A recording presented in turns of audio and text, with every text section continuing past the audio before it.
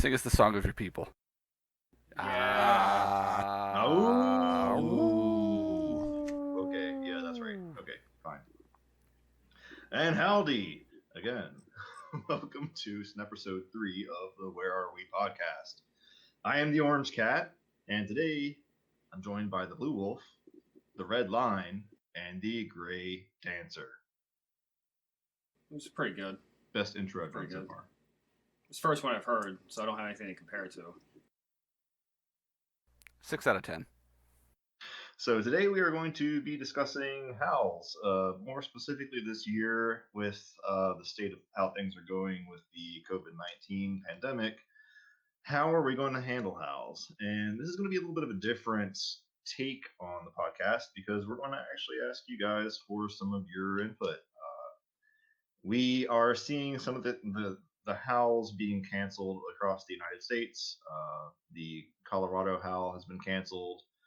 I'm keeping my eye on the Virginia Howl to see if it should continue or not.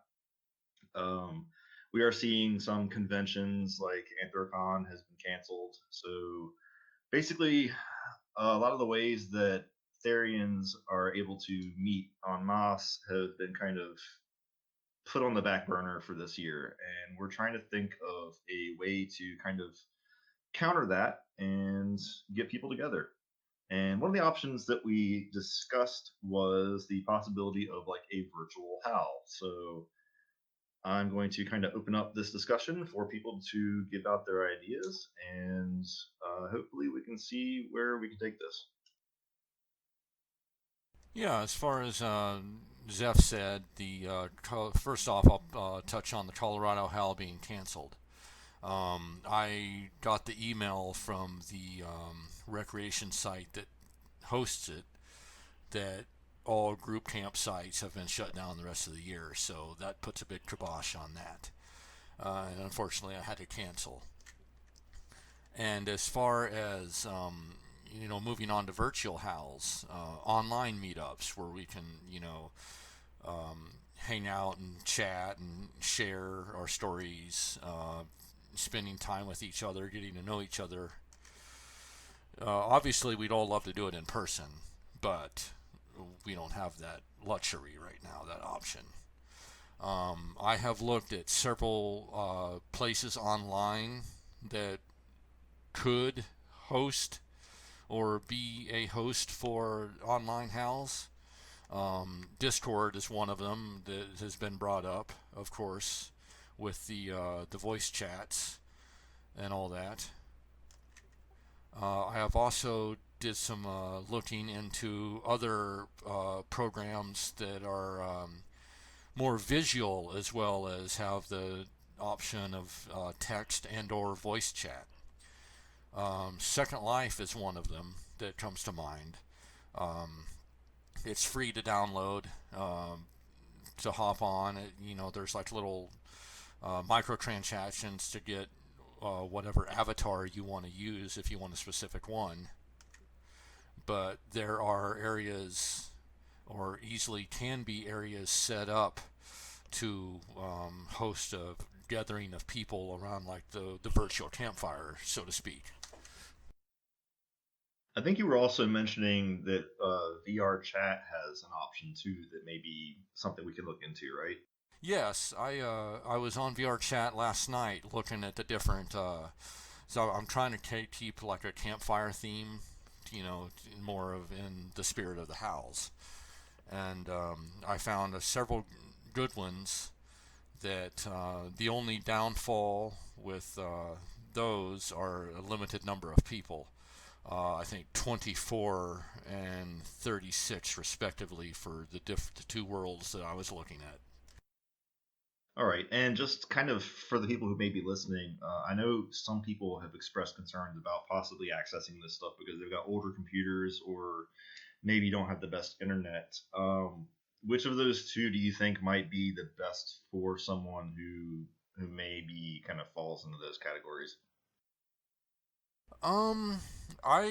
Either one would work, because with VR chat you don't necessarily need a virtual reality setup with a headset and all that to log on and join that.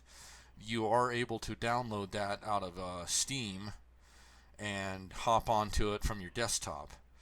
The pros and cons, of course. The VR chat is strictly voice chat, so you got to have a headset and a microphone to be able to talk to others. There is no texting or whatever like Second Life has. Second Life has the texting and the optional voice chat, which you can enable or disable to your liking. So it depends on the individual's comfort level too. And the one thing I do like about Second Life, I'm not familiar with VR chat, but Second Life, I know it's relatively easy to get like a free skin of like an animal if you want to have an avatar that represents your Therian side or Therian aspects. And if people would want to kind of represent themselves in that way on a virtual HAL, it's definitely easy to do.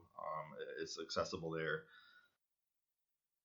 Yeah, you can get, they have many different makers, many different styles, many different animals of the avatars that, could and would fit your own personal taste, your own personal animal, whatever, on Second Life.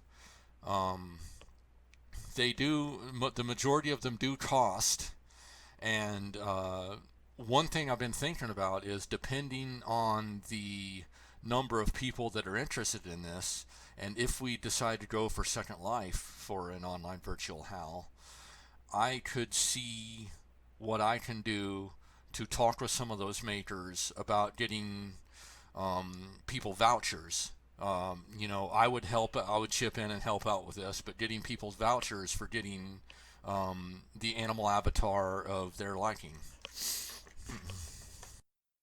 Right, and again, maybe some of this we can kind of see just how the community responds and how many people may be interested in something like that. It's going to be kind of hard to gauge, I guess, what even kind of population number we would be looking at. Most of the howls that we've had lately are around 10 to 15 people, but if it's online, it's going to be much more accessible. So I don't know. We kind of have to see what people think before we get too far into that route, I guess. Yeah, I'm just looking at different options here and stuff. I will point out that VR chat has a good, or I would rather say a small variety of free avatars that people can get that are public use. And the good thing is that it's not actually necessary to have these avatars either. One of the main parts of the HAL is to connect with other Therians, to tell your stories, to be able to kind of form relationships with people, and you don't have to have any kind of custom skin or anything like that on either of these things to do that. It's more about just getting out there and interacting with each other. It does bring me to one of the things that I was kind of wondering too when we brought this concept up. One of the things that I really liked about the last Virginia HAL, we had a drum workshop, and thank you, Blue, for hosting that and helping. You were actually doing the coordination for that. And it makes me wonder: is there a way that we could host maybe some kind of workshop if we do a digital HAL? How could we make that work? How could we still keep people connected? What are some ideas there, maybe? I think you need to be more limited on the type of workshop you're going to be doing in that situation, because then supplies and materials and things like that becomes a variable in association with it.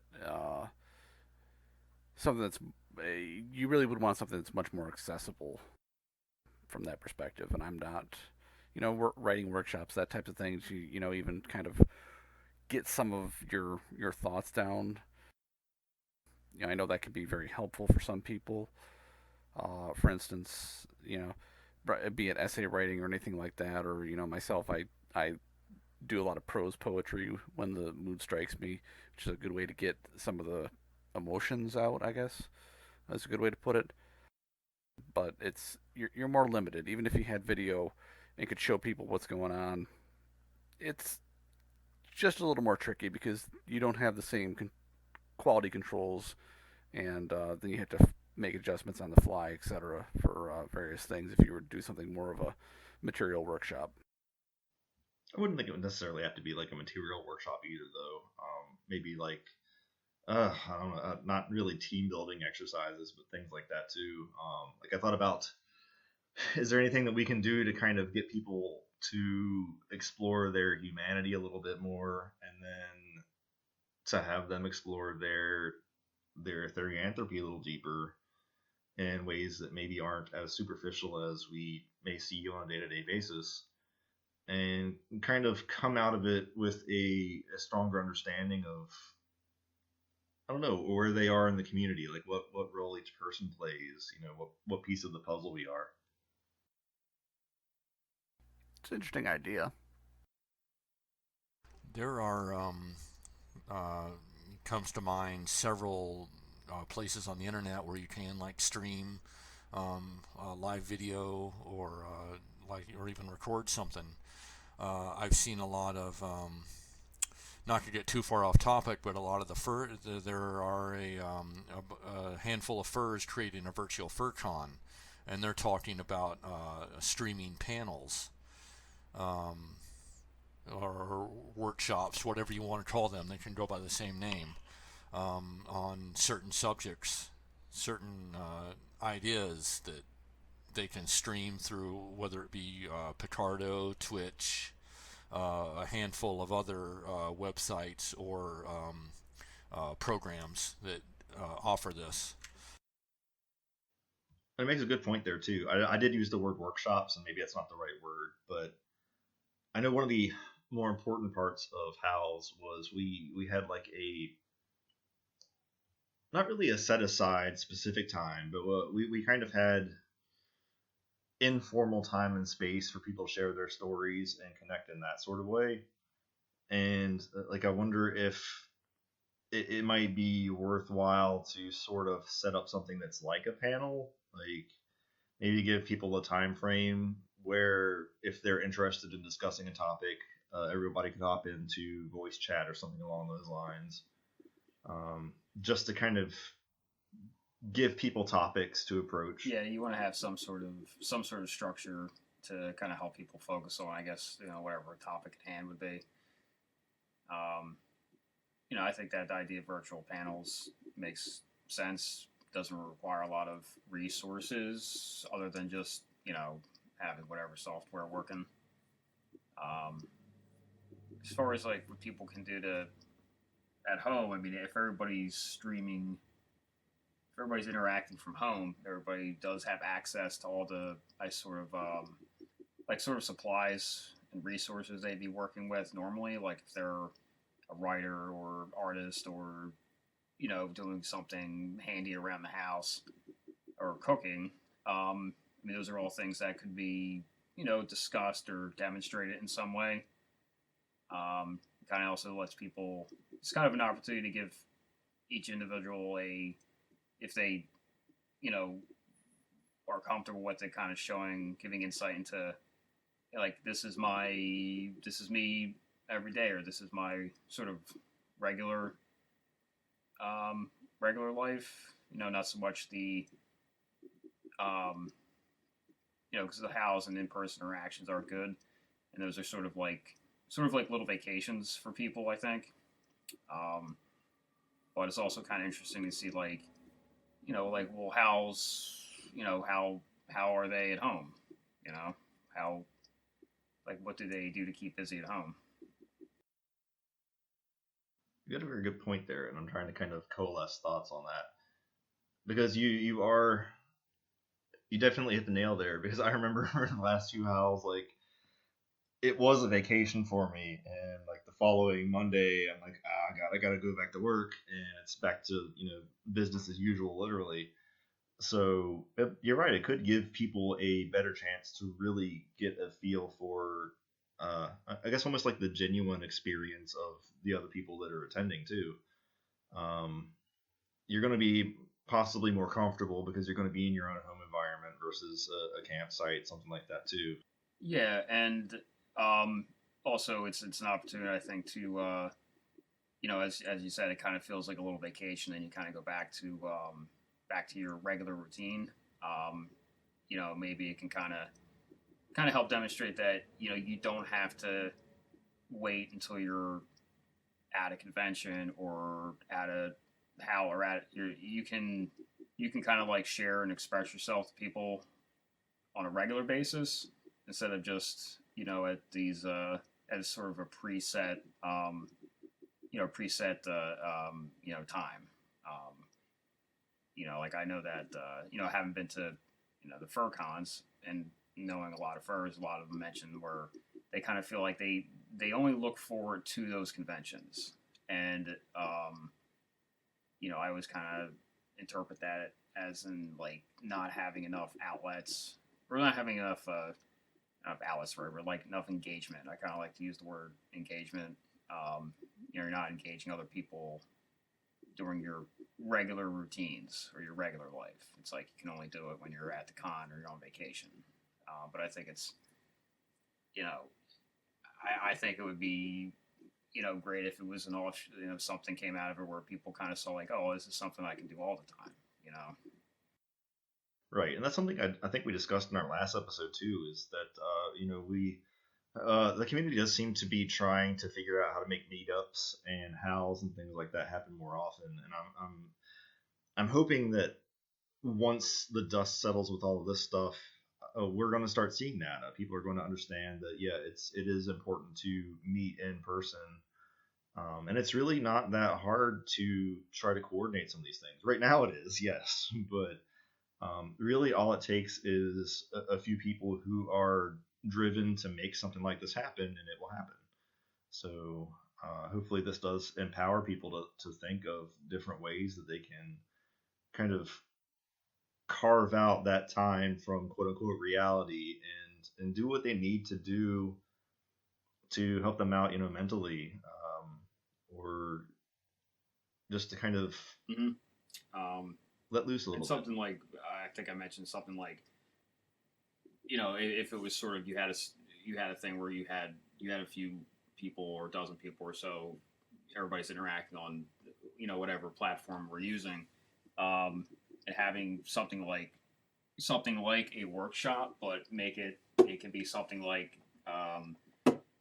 like cooking, where for me personally I'm neutral to cooking, but it might be more fun to be cooking while interacting with other people and sort of sharing advice and sharing your workspace and how you kind of how you plan, how do you plan out your cooking, what do you use, and then it kind of gives people like a little bit of a little bit of like motivation. It's like, oh, this routine thing that I have to do every day can actually be something I enjoy, and I can share it with other people on a more regular basis now that it's like I feel comfortable or I feel interested in interacting with other people just based off this otherwise mundane task. Or if we have people who are, again, maybe somebody's, maybe during the time of the meetup, somebody's remodeling something in their house, and they kind of can demonstrate that or talk about that, and that gives a point of discussion, but it also can kind of give people some other ideas. It's like, oh, well, if they can do that, I can do that, and I'll talk to them about that sometime in the future. Right. I think it's a pretty cool idea too. One of the things that I like to think that the Howls are about is personal growth. Again, it's about kind of getting outside of your comfort zone a little bit and encouraging others to do so too. And kind of tying in with something else also, there's a shared meal tradition with these howls, and I'm kind of wondering now if that might not be something that can still be orchestrated in this way. Like maybe instead of having one person fix something for a lot of people, try to have a lot of people fix the same thing. Yeah, like a grilled cheese sandwich challenge, and like whose sandwich is the least burnt. Now, see, that makes me kind of want to do like a nailed it edition or something like that. Like, I can see the online howl being just another stepping stone to getting people more engaged in person. Because there are some people out there that for whatever reasons they're shy, um, they can't travel, uh, prior engagements or responsibilities, that they can't make it to the actual meetups and or howls.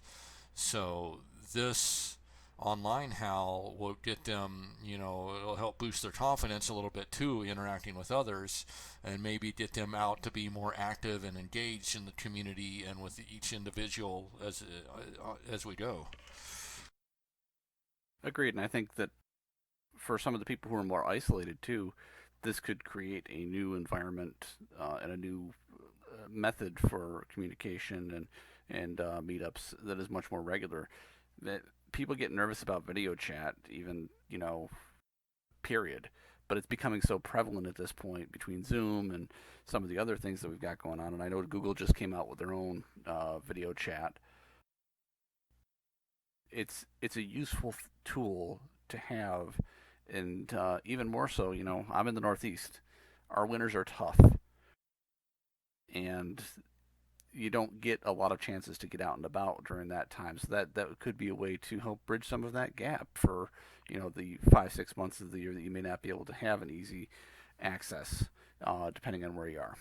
And for those that worry about, or don't want their visage or their face to get out there, or shy is showing it and stuff, there is a program out there called FaceRig that has a bunch of different avatars that represent you in a voice video chat that you can use for this kind of thing.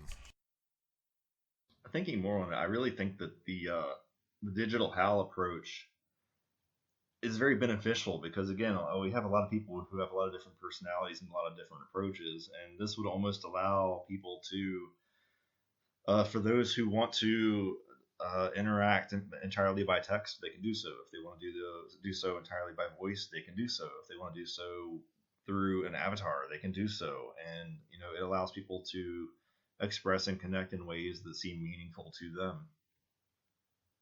Another point to bank off of, I know in the past some people have been, I don't want to use the word timid in a bad kind of way, but some people are a little reluctant to attend in-person howls because therianthropy can be a very private thing for some people. So breaking the ice through something like a digital howl could also be a good step for them to gain trust to possibly participate in an offline howl at some point, or an in-person meetup. So I think it's kind of cool in that regard. No, agreed. It's a useful. I think it's a great stepping stone, if nothing else, and it also allows us to expand the audiences a little bit. You know, I know with setting up the actual howl, we're always very concerned about age and the influences associated with that, because some are more adult with potentially adult beverages or other things available. There's a lot of restrictions also depending on where you go. Some places don't allow that at all, and we always have a concern about minors in association with it. So coming up with more of a rating system. I know Zeph and I were talking about it earlier, kind of like a rated R or PG-13 or something along those lines. It's pretty ubiquitous at this point. Would be a good way to keep things kind of in check. I agree, and I think the general nature of things, some of the conversations do get a little beyond PG-13. I think, because again, it's people discussing some private things. Uh, Sometimes things get a little dark or something else, and but still, I think that having an online howl would allow younger people to participate. I definitely think, like we said, we don't want to give like a limit of like 18 plus because again, if someone has permission from their parents to attend or something like that, and they hear curse words or something like that, it's that may be perfectly fine. It's kind of hard. These are things that are hard to kind of figure out. But we also want the attendees to be able to feel like they can express themselves in ways that are natural, and again, are allowing them to get the escape or connection that they need. So there are things that we sort of have to balance as far as what the needs of the participants are. Yeah, age is kind of a hot point we have to keep an eye keep an eye on. Um, because I know we have had several underage people at past Howls. However, the way we went about it was like the host or one of the older members contacted the parents or communicated with the parents about what was going on, and the parents sometimes attended and saw that it was pretty mundane compared to what they thought was going to be happening. And that's what we want. We want a good. There is adult stuff, but also we want to remain pretty family friendly as far as keeping the younger therians engaged and make them feel like they're included as well. Agreed, and I think that it gives an experience and it gives a better understanding from some of the older members who we've been through a few of these things. We've had our self exploration in many ways. It's not that we're done, but we have a good understanding and a foundation for ourselves, for them to be able to ask questions in a more open community and get multiple perspectives in one shot. Not just through a forum or something like that is useful, but sometimes that interaction and that bouncing ideas back and forth really can help either help clarify, solidify, or make them understand that maybe this isn't really what they thought it was. I agree, and it's interesting because with the in-person howls we've had, I find that a lot of people actually walk away being like, okay, wow, this actually kind of cements in that, yeah, the things that I'm experiencing, yeah, that's what other people are experiencing too. So I think it's vital that we remember the kind of purpose behind these things. Um, it's not meant to be like a furry con or something along those lines. Again, therianthropy is something that's very personal, it's very private, sometimes very scary, sometimes very confusing. So I've seen a lot of benefit in the past where people have again shared stories, and this is the struggles that I've gone through. These are the things that I've done to get over it.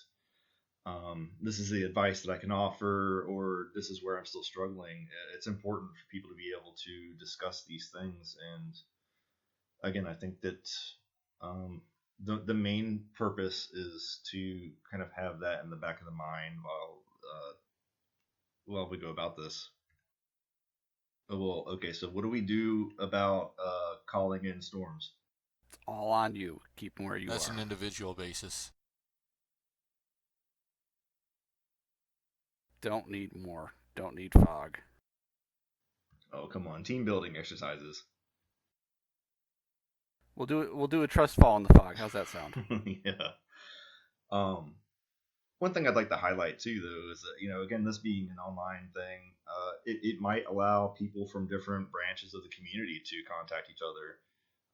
That's part of what this podcast is meant for, is for people to maybe hear from people that they've never heard of before, or people from other forums or parts of the community that they are not familiar with. So that could be kind of cool. It'll be like a web of sorts where I guess maybe not web, people get tangled together. But A therian mixer. there you go. It's a blender, but without the violence. I think too, since we're going to be entering potentially a new norm for at least a while, this helping establish this type of thing will be a good thing for everybody, and it can actually help establish some guidelines for future cons and other items too that they might be able to leverage some of the lessons learned that a virtual howl or virtual con can help kind of get past as well. So just some food for thought. I had okay, sorry, I had a thought, had to kind of chase after it for a little bit.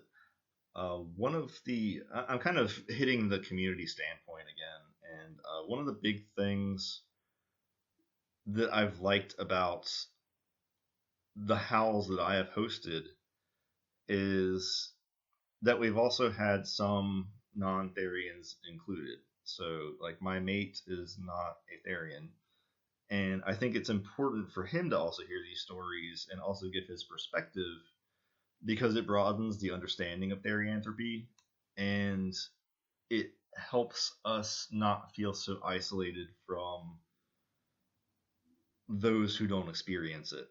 Um, so I'm curious to see what you all think about.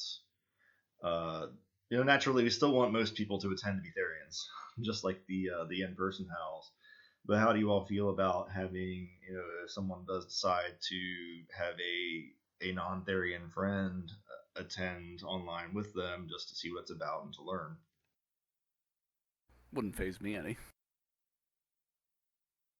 I wouldn't have a problem with it either. I mean, whether it be a friend, a family member, or their significant other, um, I'm always willing to um, help them understand better what therianthropy is, who we are, how we are, what we are, and so they can feel comfortable with it as well. Right. I'm just wanting to say that like Zef said earlier, we're wanting to get everyone's, the community's input on these ideas that we've presented. What would you feel comfortable with? What would you like? What would you prefer? Any other ideas? We're trying to, engage the community more to, hopefully engage each other. And, reaching out like this is a good way to reach a lot of you guys as the community, and you have a voice too. So please feel free to share it with us, with others. Yeah, and if someone out there wants to try to set one of these up too, by all means, I think that some of the more established members of the community will be working on this. I'm willing to help in any way I can. Zeph knows that, and I think Stormy knows that too. But don't be afraid to step up and say, "I think I want to try to help or host." Why not? I mean, what do you got to lose? Just some time, really. Ultimately, when you're talking more of an environment like this than anything else. So It's interesting because the current state of things, it really is sort of an environment of chaos because it's the things that we're used to are kind of getting put to test, and I kind of want to encourage people to stand up to that challenge and take ownership of this and say, okay, things are getting canceled and whatnot, but what can we do to still offer people hope? What can we do to still create community? What can we do to still form connections? I think it's vital that, again, like Stormy said, give us your feedback. We probably said some things that can be countered, or that's fine. But some of us would really like to see this evolve, and it doesn't even have to continue being just this year. Maybe it doesn't have to be just this year. Maybe it can be something that's ongoing too if it seems like it works out. If not, if it fails, that's fine too. But I kind of I don't want to just throw my paws up in the air and say, oh well, the hows aren't going to happen this year. Yeah, it's something we can all look back on and say, hey, at least we tried together. What could possibly go wrong? At least if it's a digital campfire, I can't catch fire. that can be arranged. And neither can anything else.